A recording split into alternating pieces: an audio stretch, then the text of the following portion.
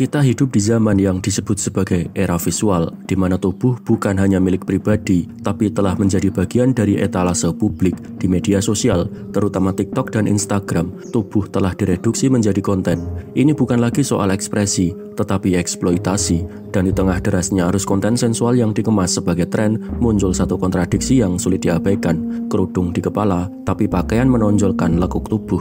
Kerudung di kepala, tapi pose dalam video sangat sensual, dengan sudut pengambilan gambar yang jelas-jelas dirancang untuk menarik perhatian hasrat pria. Pertanyaannya sederhana dan harus kita pikirkan secara serius. Dalam konteks seperti ini, apa fungsi kerudung?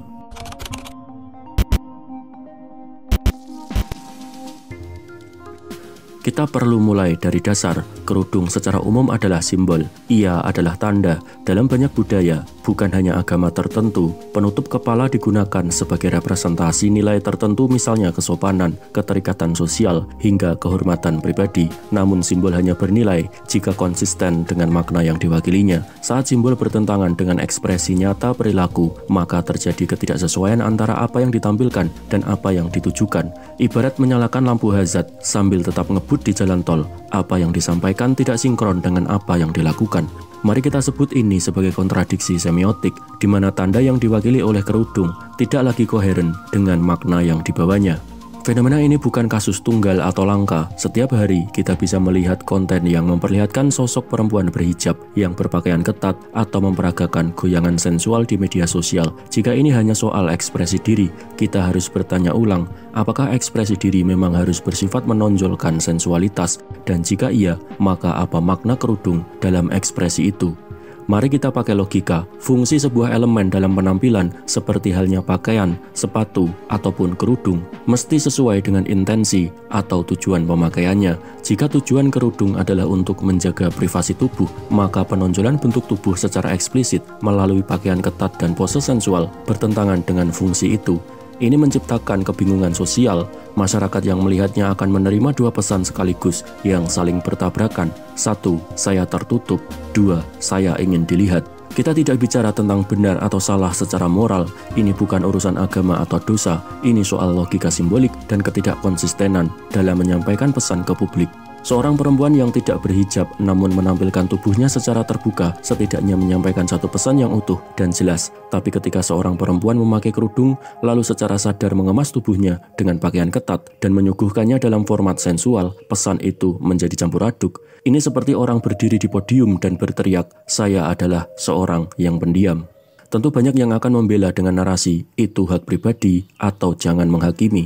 Memang, hak pribadi harus dihormati, tapi ketika ekspresi pribadi sudah menjadi konsumsi publik, maka sah bagi publik untuk mempertanyakan logikanya. Bukan untuk menghakimi, tapi untuk memahami dampaknya, karena dalam ruang publik, semua simbol menjadi komunikasi, dan semua komunikasi memiliki konsekuensi. Kita juga tidak bisa mengabaikan fakta bahwa media sosial bekerja dengan algoritma perhatian. Konten sensual lebih banyak ditonton, lebih banyak disukai, dan lebih sering disebar. Artinya, semakin eksplisit tubuh ditampilkan, semakin besar potensi mendapatkan validasi. Maka kerudung dalam konteks ini tak lagi berfungsi sebagai penjaga kesopanan, tapi hanya menjadi ornamen visual, semacam estetika dangkal untuk memenuhi satu segmentasi pasar, yaitu pria yang suka fantasi terhadap jilbab. Ini bukan dugaan, ini hasil dari pola keterpaparan algoritma yang mendorong perempuan untuk menjadi objek atau korban, bahkan ketika mereka menyangka sedang menjadi subjek atau pengontrol. Mari kita ajukan kritik kecil. Apakah perempuan berhijab yang tampil sensual di media sosial menyadari bahwa mereka sedang menjadi produk dari kapitalisme visual yang membungkus objektifikasi dengan label kebebasan berekspresi? TikTok tidak peduli siapa Anda, dari mana Anda, atau apa simbol yang Anda pakai.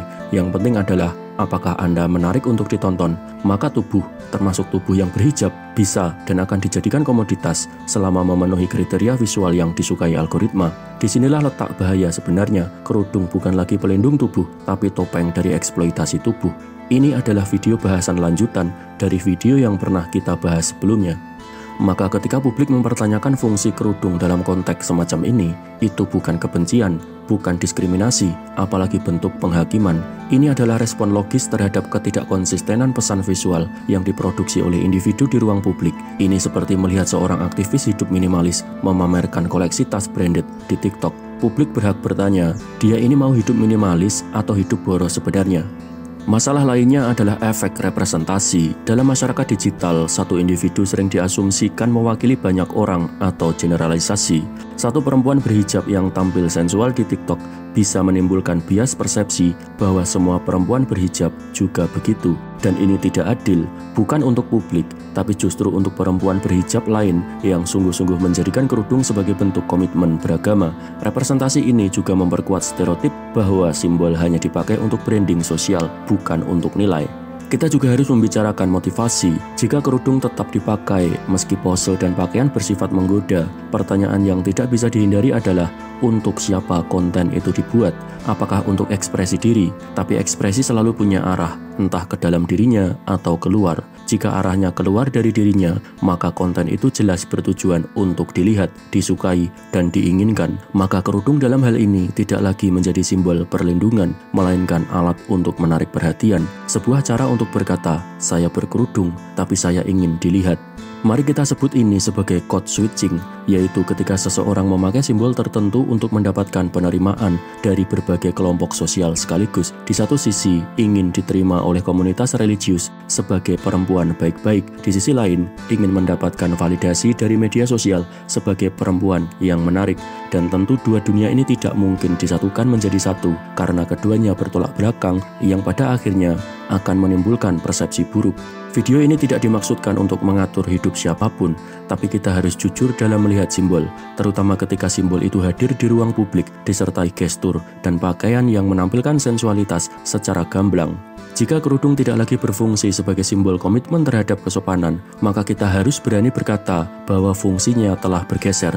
Dan jika fungsinya bergeser, maka pertanyaannya bukan soal siapa yang salah, tapi siapa yang akan berani membahas fenomena itu secara jujur. Akhir kata, publik bukanlah orang-orang bodoh. Mereka bisa membedakan mana simbol yang tulus dan mana simbol yang penuh kepura-puraan. Dan ketika simbol kehilangan maknanya, yang muncul bukan kritik terhadap fenomenanya, malahan kritik terhadap individu tersebut yang pada akhirnya malah menimbulkan konflik antar individu. Maka mempertanyakan fungsi kerudung dalam konteks ini bukan penghinaan, tapi kebutuhan untuk memahami fenomena yang terjadi dan menjaga konsistensi antara apa yang ditampilkan dan apa intensi di baliknya. Terima kasih.